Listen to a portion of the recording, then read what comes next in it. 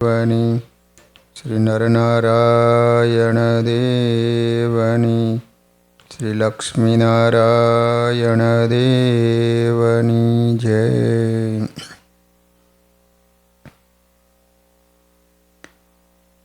બધા જ હરિભક્તોને ઘણા ભાવથી જય સ્વામિનારાયણ.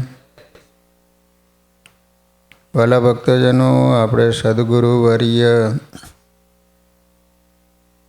આનંદાનંદ સ્વામીનું જીવન ચરિત્ર શ્રવણ કરી રહ્યા છીએ. એક સમયે શ્રીજી મહારાજ અમદાવાદ પધાર્યા હતા. એ વખતે એક મારવાડી આવ્યો. મહારાજને પગે લાગીને બોલ્યો કે એ મહારાજ, હું ભૂખે મરું છું. ત્યારે શ્રીજી મહારાજે અયોધ્યા પ્રસાદજી મહારાજને બોલાવીને કહ્યું, આને રોટલા ખવડાવો અને તે હંમેશા તમારી ગાડી હાંકશે. શ્રીહરિની બધી રીત અલૌકિક હોય છે. એમને જેનું કલ્યાણ કરવું હોય એને સાચા સંત ભગત સાથે જોડી દેશે. શ્રીહરિની મરજી જાણી આચાર્ય શ્રી અને આનંદાનંદ સ્વામીએ મારવાડીને બહુ હાચવો, પ્રેમથી પીરસીને રોટલા ખવડાવ્યા. પછી તો સ્વામીનો સ્નેહ જોઈને મારવાડીને એવું ગમી ગયું કે 25 વર્ષ સુધી અયોધ્યા પ્રસાદજી મહારાજની ગાડી હાંકી. એ ભગત એવો મહિમાવાળો હતો ને કે એને સ્વામીના વચન ભગવાનના વચન મનાતા, અને સ્વામીના દર્શનથી ભગવત દર્શન જેટલો આનંદ થતો. એક વખત મારવાડીને મંદવાડ થયો. ત્યારે શ્રીજી મહારાજે એને દર્શન દીધાને કહ્યું, ચાલ અમારા ધામમાં. ત્યારે મારવાડી ભગત મહારાજને કહે, પહેલાં હું મારા ગુરુને પૂછી લઉં, તે કહે એમ કરીશ. આનંદાનંદ સ્વામી એ મારવાડી ભગત આનંદાનંદ સ્વામી પાસે ગયો ને કહ્યું, મને મોટા મહારાજ કહે છે કે ચાલ અમારા ધામમાં, તો હું શું કરું? ત્યારે આનંદાનંદ સ્વામી કે જા ભાઈ, ધામમાં જા. તારા મોટા ભાગ્ય કે પુરુષોત્તમ નારાયણ તેડવા ક્યાંથી પધારે. પછી મારવાડી પોતાને આસને આવ્યો, તુરંત દેહ મૂકી દીધો. શ્રીજી મહારાજ એને ધામમાં તેડી ગયા. કોણ જાણે ક્યાં જન્મના પુણ્ય લઈને આજ મારવાડી આ સત્સંગે પામી ગયો હરિરાજ. રમતા મારે બાલ મેં આપી દીધું ધામ, દયાળુ શ્રી સંત તો આમ કરે છે કામ. થોડી સેવા થાય ને તો થોડી કરીએ, પણ અભાવ તો કોઈનો ન જ લેવો. પ્રેમ ભાવ વિના સેવા થઈ શકતી નથી. આપણે પણ મારવાડી જેવો દિવ્ય ભાવ કેળવી સેવા કરીએ ને તો આપણા સર્વે કામ સરી જાય. આમ આનંદાનંદ સ્વામી જીવોને જગદીશમાં જોડવા, એને શરીરના સગા કરતા વિશેષ સાચવતા અને નિયમ રાખીને એનું કલ્યાણ કરતા. જ્યારથી મહાનુભાવાનંદ સ્વામી આનંદાનંદ સ્વામીને અમદાવાદ તેડી ગયા, ત્યારથી આ બંને સંતોને પરસ્પર ખૂબ હેત થયું. આનંદાનંદ સ્વામીએ પોતાના તમામ ત્યાગી શિષ્યો મહાનુભાવાનંદ સ્વામીને હોપ્યા, તો મહાનુભાવાનંદ સ્વામી આનંદાનંદ સ્વામીને ગુરુતુલ્ય માનતા હતા. આ રીતે આ બંને સમર્થ સંતોને પરસ્પર ખૂબ જ આત્મીયતા હતી. મહાનુભાવાનંદ સ્વામીએ અમદાવાદમાં શ્રી નરનારાયણ દેવની સમીપમાં રહી સંસ્કૃત ભાષામાં શ્રી હરિ કૃષ્ણ લીલામૃત નામનો એક સુંદર ગ્રંથ રચ્યો છે. આ ગ્રંથ મહાનુભાવાનંદ સ્વામીએ સંવંત 1907 માગસર સુદ એકાદશીને દિવસે પૂરો કર્યો. આ ગ્રંથમાં 2 વક્તા શ્રોતાના સંવાદો છે. પહેલો સર્વજ્ઞાનંદ સ્વામી અને માણસાના રાજા પૃથ્વીસિંહ, અને બીજો આનંદાનંદ સ્વામી અને કપડવંજના ભૂધરભાઈ વિપ્ર. એમાં આનંદાનંદ સ્વામી વક્તા અને ભૂધરભાઈ શ્રોતા છે. આ ગ્રંથમાં સ્વામીના સદ્ગુણોનું વર્ણન કરતા ગ્રંથકાર અધ્યાય 4 લખે છે કે આનંદાનંદ નામાસિત મહાયોગ પદાર્થધિ વિરક્ત ઇન્દ્રિયાર્થેષુ તપસ્વી ચ મિતાસન. આનંદાનંદ સ્વામી અનેક પ્રકારની યોગ કળાઓને જાણનારા સંત હતા. ઇન્દ્રિયો અને ઇન્દ્રિયજન્ય વિષયોમાં વૈરાગ્યવાળા, તપસ્વી અને મિતાહારી હતા. વળી સ્વામી મહાન યોગી હતા. સ્વામી રોજ શ્રીહરિની સેવા અતિ ઉત્સાહપૂર્વક કરતા. તે મહાન બુદ્ધિશાળી અને ઈષ્ટદેવ શ્રીહરિની આજ્ઞામાં તત્પર થઈને રહેનારા હતા. કપડવંજવાળા ભૂધરભાઈ વિપ્ર મહાન ભગત હતા. તેમણે એમની તમામ સંપત્તિ અમદાવાદ મંદિરને અર્પણ કરી હતી. કપડવંજમાં જ્યાં તે રહેતા તે હવેલી પણ એમને મંદિરને અર્પણ કરી દીધી હતી. હાલ પણ કપડવંજના મંદિરમાં રહેલી હવેલી ભૂધરભાઈની હવેલી તરીકે ઓળખાય છે. ભૂધરભાઈ બ્રાહ્મણ હતા. ભૂધરભાઈ એકવાર દેવોના દર્શન કરવા જેતલપુર મંદિરે આવ્યા. ત્યાં મંદિરમાં ભગવાનના દર્શન કરી મહાયોગી આનંદાનંદ સ્વામીના દર્શન કર્યા. સ્વામીને દંડવત કરી એમની આગળ બેઠા. પછી કહ્યું કે હે સ્વામી, હવે મને સ્ત્રી પુત્રાદિકમાં મમત્વ નથી. શ્રી હરિની કથા સાંભળવામાં અતિ રુચિ છે. માટે હે બુદ્ધિમાન સ્વામી, આપ મને શ્રીહરિના જન્મથી આરંભી અંતર્ધાન લીલા સુધીના સર્વે ચરિત્રો કહો. ભાઈ ભૂધરભાઈની આ વિનંતી સાંભળીને આનંદાનંદ સ્વામી ખૂબ રાજી થયા. ભાઈ સ્વામી શ્રીહરિના ચરિત્રો કહેવા લાગ્યા. ત્યારે અનેક સંતો ભક્તો પણ કથા શ્રવણ કરવા આવવા લાગ્યા. આમ સ્વામીએ ભાવ વિભોર બની શ્રીહરિને અંતરમાં ધારી ભક્તિપૂર્વક સૌને કથા સંભળાઈ. અને જ્યારે કથા પૂર્ણ થઈને ત્યાં સુધીમાં મુખ્ય શ્રોતા ભૂધરભાઈને સર્વાવતારી સ્વામિનારાયણ ભગવાનને વિશે નિષ્ઠા અને ભક્તિ દ્રઢ થઈ ગઈ. આત્મજ્ઞાન પણ પક્વ થઈ ગયું. પછી ભૂધરભાઈ કહે, સ્વામી, આપના મુખ થકી શ્રીહરિની અમૃતમય કથા શ્રવણ કરવાથી હવે મને કોઈ માયિક પદાર્થમાં આસક્તિ રહી નથી. આપની કૃપાથી હવે મને સર્વે લૌકિક ભોગો નાશવંત અને દુઃખદાયી દેખાય છે. કેવળ પૂર્ણ પુરુષોત્તમ સ્વામિનારાયણ ભગવાનને વિશે મારું મન પ્રેમપૂર્વક જોડાયું છે.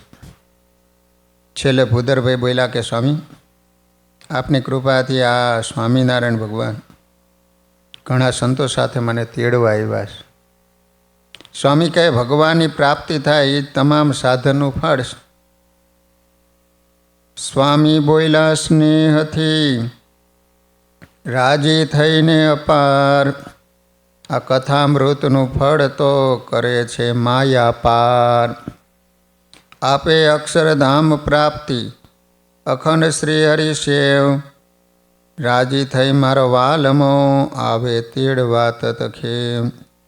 સુખે પધારો ધામમાં શ્રીજી સેવામાં સદાય, આ રીતે જીવે જગમાં તેને જ ધન્ય કહેવાય. આજે પણ ઘણા ભક્તો અંતિમ ઉંમરમાં સંતોની સાથે રહી, મંદિરમાં રહી સેવા, સત્સંગ, ભજન, સ્મરણ કરે છે, કથા વાર્તા સાંભળે છે. પછી જ્યારે એનો દેહ પડે ને ત્યારે સીધા અક્ષરધામના અધિકારી બને. આ રીતે જે જીવન જીવે એને ખૂબ ખૂબ ધન્યવાદ છે. પછી ભૂધરભાઈએ ભૌતિક દેહનો ત્યાગ કર્યો, દિવ્ય દેહ ધરી શ્રીહરિ સાથે દિવ્ય વિમાનમાં બેસી અક્ષરધામમાં ગયા. આનંદાનંદ સ્વામી આ રીતે અનેક જીવોનું કલ્યાણ કર્યું.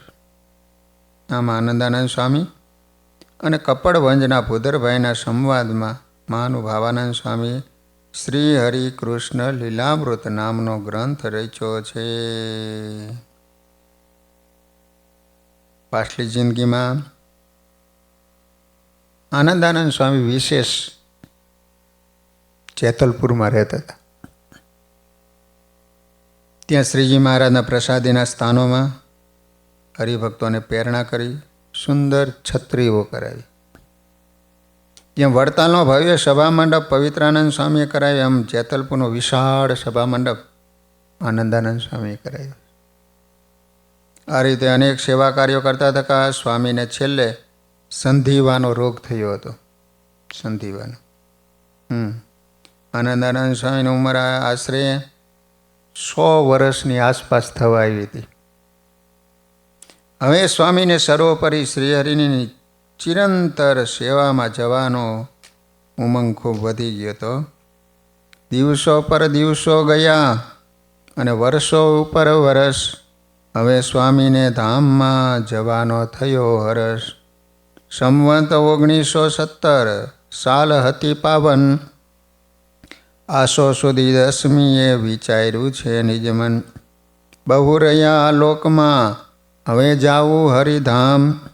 પ્રગટ પ્રભુની કૃપાથી થયો હું પૂર્ણ કામ. સેવા કરી સત્સંગની રાજી કર્યા શ્યામ.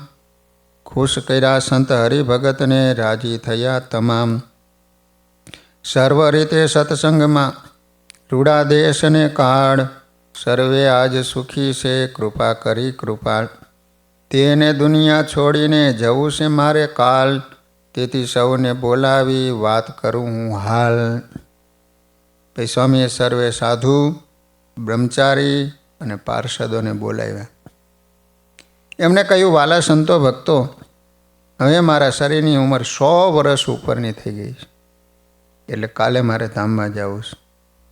ત્યારે સૌ શ્રીજી મહારાજની સર્વોપરી ઉપાસના રાખજો. તમે સૌ સ્વામિનારાયણ જેવા તો એક સ્વામિનારાયણ જ છે. આ વાત ચોખ્ખી સમજી રાખજો. મહારાજની આજ્ઞા ઉપાસનામાં ખબરદાર થઈને રહીજો. સત્સંગને છોડીને આઘા પાછા થઈશો નહીં. આચાર્યશ્રી અને સંતો સાથે સૌ અરસપરસ હેત રાખજો. કોઈનો અભાવ લેશો નહીં. રહેજો સૌ સંપીને નિષ્ઠામયમાં સાથ. સૌના ગુણ લેશો તો હરિ રહેશે સંગાત. હરિ કે હરિના સંબંધે માયા બને અમાયિક. તેથી દિવ્ય સત્સંગમાં કરો ન મતિ માયિક. મોટપ ના થઈ રહેજો, કરશો ન પક્ષપાત. બંને દેશ સમ્માનજો, એટલી માનજો વાત. વાલા ભક્તો, મોટા સંતની આવી અંતિમ ભલામણ આખા સત્સંગ સમાજને ઉપયોગી હોય છે. બીજે દિવસે સંવત 1917 આસો સુદ એકાદશી, તારીખ 9/11/1860 શુક્રવારના રોજ આનંદાનંદ સ્વામી જેતલપુર ધામથી અક્ષરધામમાં શ્રીહરિની સેવામાં પહોંચી ગયા. સ્વામી ધામમાં ગયા પછી ઉપસ્થિત સૌ સંતો ભક્તોએ સુંદર પાલખી બનાવ્યું, જ્યાં શ્રીહરિએ અનેક લીલાઓ કરી. એવી પ્રસાદીભૂત જેતલપુરની અક્ષરવાડીમાં સ્વામીના પાર્થિવ દેહનો અગ્નિ સંસ્કાર કર્યો. તે દિવસે સૌએ ઉપવાસ કરી સ્વામી જેવા સદ્ગુણો પ્રાપ્ત કરવાની રડતા હૃદયે પ્રભુને પ્રાર્થના કરી. જે સ્થળે સ્વામીનો અગ્નિ સંસ્કાર કર્યો હતો ત્યાં ઓટો કરી એના ઉપર આનંદાનંદ સ્વામીની મૂર્તિ સ્થાપિત કરેલ છે. અમદાવાદ દેશના સંતો ભક્તોનું માનવું છે કે જે શ્રદ્ધાળુ ભગત ત્યાં દંડવત પ્રદક્ષિણા કરી કાંઈ પણ મનોરથ કરે તે ભગવાન પૂરા કરે છે. સમર્થ હોય જે સંત તેમાં હરિજી પ્રગટ રહી, કામ કરે ભગવંત સંત દ્વારે પોતે રહી. સંત તણો મહિમાય વધાર્યો જગમાં શ્રીજીએ, પોતે અતિશય ગાય ગવરાયો બ્રહ્માંડમાં. શ્રીજી મહારાજ ધરતી પર રહ્યા ત્યાં સુધી એણે સાચા સંતનો મહિમા ખૂબ ગાયો છે. એમને એવો ડર નહોતો કે સંતો મારાથી મોટા થઈ જશે. મહારાજ તો બુલંદ અવાજે કહેતા, સંત માનજો મારી મૂર્તિ રે, તેમાં ફેર નથી એક રતી રે. સંત હું તે વળી સંત રે, એમ શ્રીમુખે કહે ભગવંત રે. શ્રી હરિએ સંતો દ્વારા પોતાનું અપાર સામર્થ્ય વાપર્યું છે. કેટલાયના વિઘ્નો દૂર કર્યા છે, રોગો નિવાર્યા છે, સુખી કર્યા છે. સૌથી વિશેષ એ કે સંતો દ્વારા કરોડો જીવોના કલ્યાણ કર્યા છે. આવો મહિમા આપણા અંતરમાં પક્વ થાય એવી પ્રભુને પ્રાર્થના. મૂળીધામના પાર્ષદવર્ય વાઘજી ભગત, એમના ગ્રંથમાં આનંદાનંદ સ્વામી ધામમાં ગયા પછી પ્રભુએ સ્વામી દ્વારા એક પરચો પીર્યો હતો, એની નોંધ લીધી છે. એકવાર ચોમાસામાં વરસાદની ઘણી તંગી પડી, મોલ હુકાવા માંડ્યા. તેથી ગામના બધા ભક્તો જેતલપુર આવ્યા. એ વખતે આનંદાનંદ સ્વામી તો અક્ષરધામમાં પધારી ગયા હતા. પછી ગામડીના ભક્તોએ યજ્ઞશાળાના ભવનમાં સ્વામીના સ્મારકે જઈ આનંદાનંદ સ્વામીની મૂર્તિ પાસે ગદગદિત ભાવે પ્રાર્થના કરી અને કહ્યું કે સ્વામી, વરસાદ વિના તમારું ગામડી ગામ સુકાઈ જાય છે, માટે કૃપા કરો. આનંદાનંદ સ્વામી એમ કહેતા, ગામડી તો મારી સોનાની તાંબડી. તે હરિભક્તોએ પ્રાર્થના કરી અને વાઘજી ભગતે લખ્યું પુરુષોત્તમ ચરિત્ર પુષ્પમાળામાં, હમણાં વરસાદ ન થાશે, તમારી ગામડી સુકાઈ જાશે. ત્યાં તો આનંદ સ્વામીએ આવી, વ્યોમમાં વાદળી અટકાવી. કહ્યું બીજે ઠેકાણે ન જજે, મારી ગામડીમાં વરસજે. થઈ વૃષ્ટિ ત્યાં મુશળધાર, કર્યો ગામડીમાં જય જયકાર. દેહ તજી ગયા ધામમાય, તોય રાખે સંભાળ સદાય. હજી સુધી એ ગામ મોજાર, માને સ્વામીજીનો ઉપકાર. આ રીતે આજ દિન પર્યંત આનંદાનંદ સ્વામીની અમીમય દ્રષ્ટિ ગામડી ગામ ઉપર રહી છે. તે ગામના સૌ લોકો સ્વામીનો ખૂબ ઉપકાર માને છે. મુશ્કેલી આવે ને તો સ્વામીના સ્મૃતિ સ્થાન ઉપર જઈને પ્રાર્થના કરે. ત્યાં જઈને જે કોઈ પ્રાર્થના કરે ને સૌના મનોરથ શ્રી હરિ પૂરા કરે છે. આજે જેતલપુરમાં સ્વામીનું સ્મૃતિ સ્થાન સૌને એવું જણાવે છે, સ્વામી હતા મહાન. મૂર્તિ સ્થાપી સ્વામીની માને છે સૌજન, ભાવે દર્શન કરે છે, સ્નેહ કરે પૂજન. કોઈ ભક્ત ત્યાં જઈને કરે સંકલ્પો મન, આજ પણ સિદ્ધ થાય છે સર્વે કહે છે જન. જાયજો જેતલપુરમાં દર્શન કરવા કાજ, કરજો દર્શન ધામના, રાજી થશે મહારાજ. મોટા સંત પરોક્ષ ન થાય તો શરૂઆતમાં ભગવાન તો પરોક્ષ થાય જ કેમ? ભગવાન તો સૌમાં સાક્ષાત બેઠા છે. જો આપણી સાચી શ્રદ્ધા હોય, પ્રેમ હોય અને સૌમાં ભગવાનનો સ્વીકાર હોય ને તો પ્રહલાદજી અને મુક્તાનંદ સ્વામીની પેઠે આપણને પણ સર્વમાં ભગવાન દેખાય.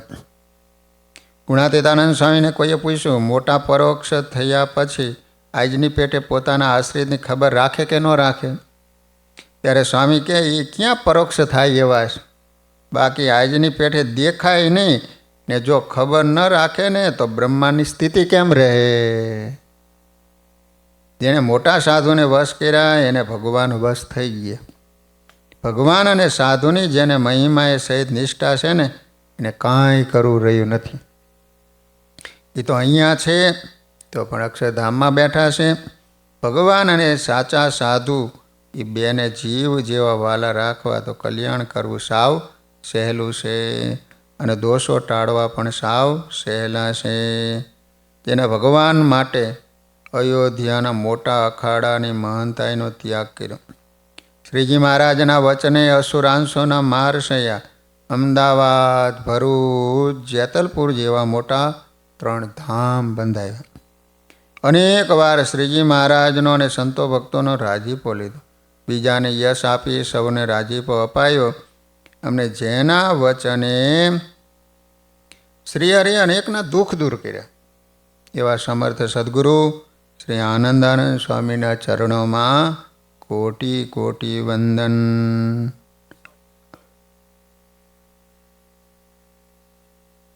ના પછી નહીં. આપણે સ્વામિનારાયણ ભગવાનના આશ્રિત છીએ, એમના દાસ છીએ, તેમના ત્યાગી ગ્રહી ભગત છીએ. એટલે જેટલું કાંઈક સ્વામિનારાયણ ભગવાન પોતાનું માનતા હોય એમાં આપણને આત્મીય ભાવ હોવો જોઈએ. કદાચ આપણા પોતાના સ્વભાવ પ્રકૃતિ પરસ્પર અથડાય તો જુદા રહીએ, વ્યવહારના પ્રસંગો ન પાડીએ, પરંતુ જે વ્યક્તિ, જે સ્થાન કે શાસ્ત્ર સ્વામિનારાયણ ભગવાનને માન્ય હોય એનો વિરોધ તો આપણે ન જ કરવો જોઈએ.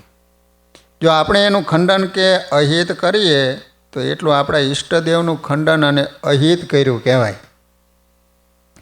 જેને સ્વામિનારાયણ ભગવાનનો મહિમા સહિત નિશ્ચય હોય તેને શ્રી હરિનું જે કાંઈ હોય એનો મહિમા હોય જ. તે કદાચ સ્વભાવ પ્રકૃતિ જેવા કોઈ પણ કારણે જુદા કે બીજે રહેતા હોય તો પણ એનો જે વાસ્તવિક મહિમા હોય તે પોતે રાખે અને બીજાને રખાવે. જેમ કે પરમ ચૈતન્યાનંદ સ્વામી પોતાના સ્વભાવને કારણે પોતાના ગુરુ એવા મહારાજ અને ગુરુ ભાઈઓને સંતોને મૂકીને નીકળી ગયા, પણ એમના શિષ્યો એમની સાથે આવી રહ્યા હતા ત્યારે એમને જ સમજાવીને મહારાજ પાસે પાછા મોકલ્યા. સ્વામી કે મને માન લઈ જાય છે, તમારે કલ્યાણ જોતું હોય તો મહારાજ પાસે રહ્યો. એટલું નહીં પણ ધરમપુર ગયા પછી પણ એને મહારાણી કુશળ કુંવરબાઈને મહારાજનો નિશ્ચય અને સંતોનો મહિમા દ્રઢ કરાયો હતો. ગામ ઝીંઝાવદરવાળા અલૈયા ખાચરને વાંધો પડ્યો ત્યારે એણે બીજાને પણ અભાવ અવગુણ નાખી પ્રભુ પાસે આવતા રોક્યા હતા. જો આવું બને તો નિષ્ઠામાં ફેર કહેવાય. આપણા અંગત માન, ઈર્ષા કે રાગદ્વેષને કારણે ઈષ્ટદેવનો અને એના વાલા ઉપાસકોનો વિરોધ કર્યો કહેવાય. મહારાજે સંપ્રદાયના સરળ સંચાલન માટે 2 વિભાગ દેશ કર્યા છે, પરંતુ બંને દેશ, દેવ, આચાર્ય અને ત્યાંના રહેતા સંતો ભક્તો એ બધું સ્વામિનારાયણ ભગવાનનું જ છે. તેને મહારાજ પોતાનું જ માને છે. એટલે આપણે જો સ્વામિનારાયણ ભગવાનના હોઈએ તો એમના બંને દેશ, બંને આચાર્ય, બંને દેશના સંતો ભક્તોનો મહિમા હોવો જોઈએ. આ બાબતમાં મહામુક્તરાજ ગોપાળાનંદ સ્વામીએ કરેલ વાત આપણે સૌએ આત્મસાત કરવા જેવી છે. દ્રઢ ઉપાસનાનું શું રૂપ? એ પ્રશ્નનો ઉત્તર જે સ્થાનકને વિશે શ્રીજી મહારાજે પોતાનું કરીને ઘણા વર્ષ સુધી નિવાસ કર્યો હોય તેનું કોઈ ઘસાતું બોલે તો ખમી શકે નહીં, અને જેમ છે એમ યથાર્થ ઉત્તર કરે અને આજ્ઞાએ કરીને બીજે ઠેકાણે રહેતો હોય તો પણ ત્યાં હેત વધુ રાખ્યા કરે અને એનો યશ ગાયા કરે અને સંભાળ્યા કરે. જેમ કે ભુજના પુરાણી શ્રી ઘનશ્યામ જીવનદાસજી સ્વામી હતા. અમદાવાદ દેશમાં ભુજમાં રહેતા છતાં બંને દેશમાં આત્મીય ભાવ રાખીને એનો મહિમા રખાવતા.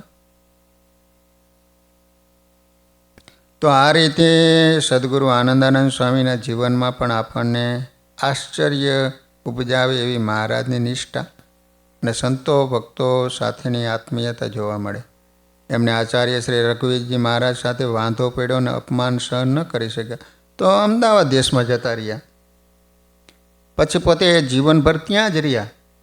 પરંતુ વડતાલ અને વડતાલમાં રહેતા સંતોનો અભાવ રાખ્યો હોય કે કોઈને નાખ્યો હોય એવું જાણવા મળતું નથી. જ્યારે એનાથી ઉલટું એના શિષ્યોને વડતાલનો અને વડતાલમાં રહેતા ગોપાળાનંદ સ્વામી વગેરે સંતોનો મહિમા દ્રઢ કરાયો.